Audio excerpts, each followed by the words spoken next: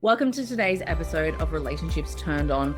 Today I'm talking about the loneliest person in a two-person marriage, breaking through that emotional isolation. Nothing breaks my heart more than seeing a couple or one person in the marriage feeling very, very alone and isolated when they have their other half there, when they have what should be their best friend right there, but they are feeling really emotionally isolated. Now, this might be just for a season, or this might be almost where they are in terms of their relationship in this perpetual state until they can break it. So today we're going to talk about that, what you can actually do if you're feeling like you're the loneliest person in the two-person marriage, or if you suspect the other person in the marriage is feeling that way. What can we do about this? I see this a lot with couples, and emotional isolation in a marriage is where the other person might actually be physically there, like physically present, but they are not emotionally there for you. You don't feel emotionally supported, loved, cared for.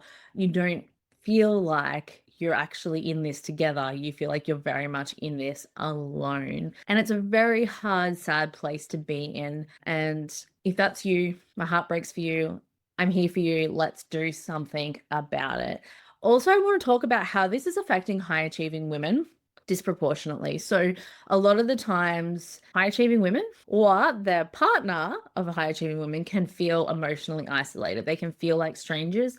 They can feel that massive disconnect. And we're going to talk about why this happens, especially to this group of women. Spoiler alert, it's because often they are so capable, they are so strong, they are so resourceful that instead of asking for help, instead of going to each other and building each other and making each other feel needed in the marriage or the relationship, they do it themselves. Now, I know I can hear metaphorically like keyboards clicking, going, oh my gosh, that's not true. And like, how could she say that? And it's good to be a high achieving woman. 100% is great. However, you have to be aware of how this shows up in your marriage, shows up in your relationship, and that's what we're going to talk about today. Now, full disclosure and little disclaimer, obviously every person's unique circumstances is very different and unique to themselves. So while this is considered entertainment, it's not considered advice of any kind. You really have to take your own unique circumstances and make sure it applies to you because there are nuances to every circumstance. So while I might say something here today, I just want to make that very, very clear because sometimes it's easy to hear something and go, oh,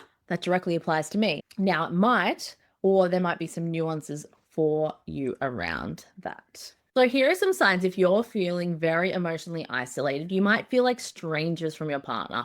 You might be having surface level conversations with your partner, but not really getting authentic, deep, or vulnerable in the conversations. You might be seeking validation elsewhere or having a lot of conversations outside of the relationship. Now, there's nothing wrong with having conversations outside the relationship, but if we're seeking validation and that type of thing elsewhere, that can be a challenge with the relationship. Another real big thing is with women that are really high achieving, high functioning, executive, corporate women, that type of thing, they're often on all day 24/7. And when they get home, they have nothing left in the tank. And so it's really important to kind of assess where you are around that if you're female and listening to this. I mean, same can be said for high functioning and achieving men. When they get home, sometimes they have absolutely nothing left in the tank, which obviously can create a huge issue in your relationship in the end. So now when we feel lonely in a relationship, a lot of times we think, oh, I should be able to fix this. Or if I can't fix this, who am I? Like, what's going on here? We can kind of just keep playing out this same pattern again and again and again, and it doesn't really get us anywhere. Here's 10 steps that you can take to actually get back on track and stop feeling so alone and isolated in your relationship. Number one is to acknowledge the emotional distance. Like, actually ask, when did I start feeling this way? Or what do I miss most about the connection we used to have, and have conversations. You can write down your thoughts and share them with each other. Get really clear before you start sharing, by the way, otherwise it can hinder and not help. So 2 questions. When did I first start feeling this way? What do I miss most about our connection? When you recognize it and you know what's happening, then you can do something about it. The next part is you want to start small. You want to focus on micro connections. You're not going to just fix it all in a second. So intimacy really grows through small, consistent moments of connection. You want to keep them up. Don't go, oh, it's like we're feeling so disconnected, I won't even try. That makes it worse. That makes the gap much, much bigger. So begin with small gestures. giving a compliment, expressing gratitude. These can soften emotional walls over time. Number 3 is you want to lead in vulnerability. Lead by sharing and opening up yourself, which I know can feel really scary, especially if the other person has been stonewalling you or maybe not even being particularly very nice. It can be very hard to open up. But share something meaningful, maybe even like a positive, nice memory that you've had together. Share a fear or a hope. For example, you could share something like, I've been feeling distant lately and I'd love for us to feel close again. Like, how are you feeling around it? Do you feel connected to me? Do you feel distant? Like, what are your thoughts? Like, be very open and general just to start the conversation moving, right? That's all you want to do at this point. Number 4 is to make time for intentional conversations. So a lot of couples talk about logistics, kids, work, bills, not their feelings, not their dreams, not their fears, not the big important stuff. So set it aside 10, 15 minutes each and every week to have real talk, have a real conversation. What's something you've been thinking about lately that we haven't talked about? What's one thing I can do to make you feel more supported?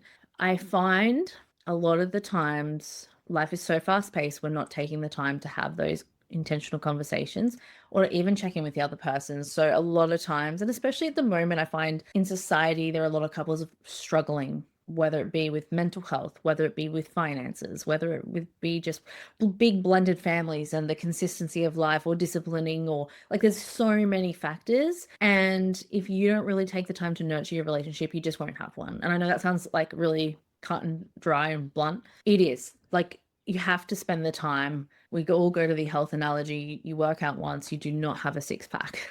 Same with your marriage. Have one good conversation, you do not have a great marriage. You have one date night, you do not have a great marriage. Show up and support each other once, you do not have a great marriage. So you need to really dig deep and be consistent about this and make time to hear what they're thinking and hear what they're feeling. Making your partner feel heard and understood in their struggles and challenges. I cannot tell you the amount of times I've had sessions where people be like, yeah, I went and did that. I listened to them. I heard them. And you don't even have to agree with them. Like, maybe your perspective on what's going on is different. That's okay. But it's their perspective and that's important and relevant to them. And that means a lot to them. So you listening and you supporting can change the game in your marriage or your relationship. So take the time to do it because it's potent. And I've shared this story once before. I'm going to share it again. So I used to do some counseling with kids in grief and their family or parents or loved ones, whoever they might be. And I'll never forget hearing this woman's story of her husband committed suicide and she never took the time to ask how he was going. And what I mean is she probably did say, hey, how are you? Like all of that in a very like colloquial back and forth, like general chit chat, but not like really like intense, like proper sitting down, like, no, really tell me how you are. Like not just accepting the first answer, but like digging a lot deeper. And what I really encourage couples to do is to do that, dig deeper. You don't want to hold that regret. And I always go back to hearing that because it had such a big impact on me, obviously, because it's such a sad story. And it's not even a story, that was their life, right? It's just so sad. And she was like, I just wonder if I had stopped. He always had a smile on his face. He always looked like everything was okay. But internally, that was not the case. And I don't want you to miss that for your partner. So take the time, dig deeper. Don't just accept that, yeah, I'm okay. Yeah, everything's fine. Yeah, I'm good. We are programmed as a society to say that. It's not even what we mean most of the time. It's not acceptable these days to say what we really think and feel. But when it comes to your relationship, that is exactly the time you should be sharing how you actually think and feel. Sure, not at the workplace, but at home, your one and only, that should be where you can feel safe to get support. If they share big things with you and they need further support, then please get those further supports, okay? I share this to emphasize how incredibly important it is because it can be easy to listen to like YouTube or podcast and go, cool, these are the steps, but don't really go deep on them. And it's not about surface level stuff, right? In a relationship, it is about going deep. So I guess I'm going to just throw that out there as well. Where are you not going deep in your relationship? So no, this is the case for so many couples, or they'll say, I feel alone, or I feel tired, or I feel stressed, or for what? Like ask more about that for your partner. I say quote unquote solve, like you don't necessarily have to solve for them, but if they feel heard, seen, and validated in that, that can shift a lot and that can stop resentment building in your relationship. All right. So I think we've got that one. Number five, revisit shared activities or create new ones. So oftentimes, this is a big one, when couples feel disconnected, all the darn joy is gone.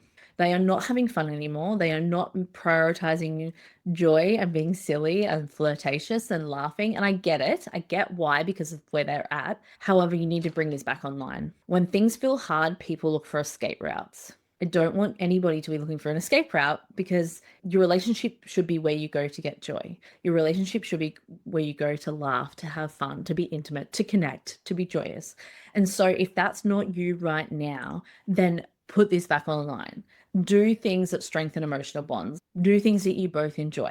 It can be really simple. It could be cooking a meal together. It could be going for a walk, walking the dog. It could be doing an old hobby you both like. It could be playing a board game. It could be going into the movies. Like whatever it is, let's start bringing joy.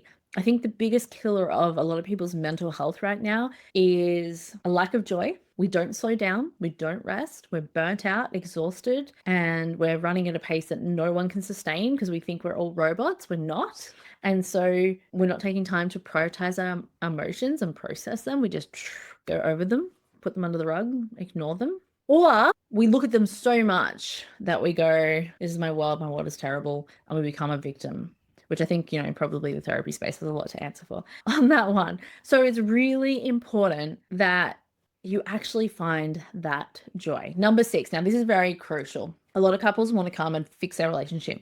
Great, they should. However, you need to look at your own emotional health, your own mental health first.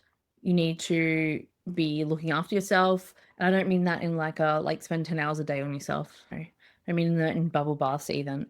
Like I mean in terms of like, what could you do to be the best version of yourself? How do you cultivate resilience, emotional intelligence within yourself? How do you spend time with friends and loved ones to feel joyous? Creating a good, healthy human and then we put two good, healthy humans together, creates an epic relationship. So the more work you do on yourself, the better. Obviously, we can't change everyone, but we can change ourselves. So that is really, really, really key. And I know it's something we hear, but I don't know if it's something we internally, physiologically get, if that makes sense. So like I want your nervous system to understand that when you're good, you can give to the relationship. You can see creative solutions to your problems. You can listen and be there and support your partner more. When you're good, everything else is a lot better. Same with family. When you're good, the kids are good. When your marriage is good, the kids are good. Number seven, learn to listen without judgment. We all have off days, weeks, months. Sometimes we have off seasons. We have hard seasons. Things happen. We lose loved ones, get unwell, sleep deprivation, whatever it might be. And you need to learn to just listen and just say, I hear you. Can you tell me more about that? Let them speak. Don't jump in. Often, a lot of us can be really good at just like, I'll fix it. I'll solve it. I'll give you the answer. Like, well, just let them talk. Let them talk and keep asking, can you tell me more about that? Until they say, no, there's no more. Keep asking, keep asking, and keep asking. It might feel redundant. It might feel silly. It might feel stupid. I promise you, the person that's talking usually loves it because they want to get it out. They want to tell you more. They might be resistant initially, especially if they're like a man's man or whatever. Like, I don't want to talk about my feelings or what I think. Bear with it. If it might take time for them to build a little trust to know that you're really, really invested and you really, really want to hear what they got to say. And once they do, you often watch the floodgates open. I see this in session all the time.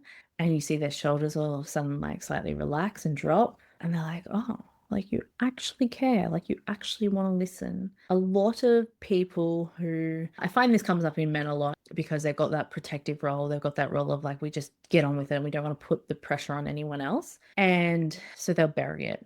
They won't share what's really going on within inside them, but that can kill marriages too, because then you can't fix it because you don't know what's happening. So something to be aware of. Number 8, express your needs clearly and kind.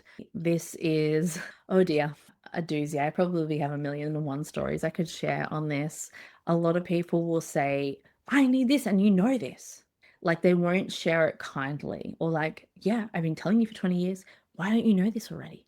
And clearly the other person is not going to hear what you're saying because they're already shut down, because they've gone into defensive mode because you're attacking them. So there is a way to share your needs clearly. For example, I feel lonely when we don't spend time together because I miss connecting with you. I'd love if we could go on a date night this week. Clear, concise, to the point, and they know the action on this.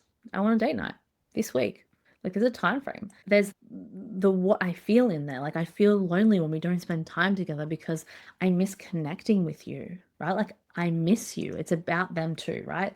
Very, very important. When you're sharing needs, if you can connect it with them and how it makes you feel and how it makes, like the relationship better, it's really, really powerful when you do it like that. 9 is to rebuild intimacy slowly. So let's say it's fallen off the map. Start small. Most people try and lock themselves in the bedroom and it never works.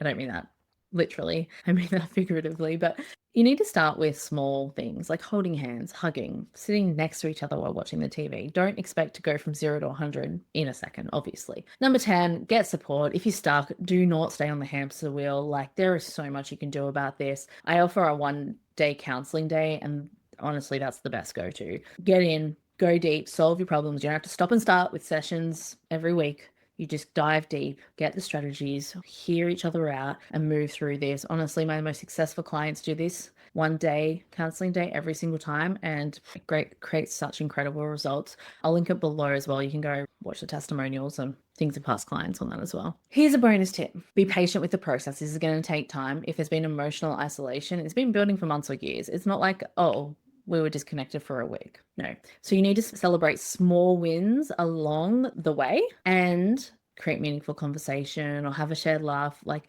whatever these small, tiny wins are, celebrate them, because more of these small wins will stack to create that stronger connection overall and to get rid of that loneliness and to build back that strong connection that you've been looking for. So hit subscribe if you have got anything from this episode. There are some great ones coming up, and honestly, it's really awesome to see that subscriber count go up. Thank you so much for listening, and I look forward to talking to you next week.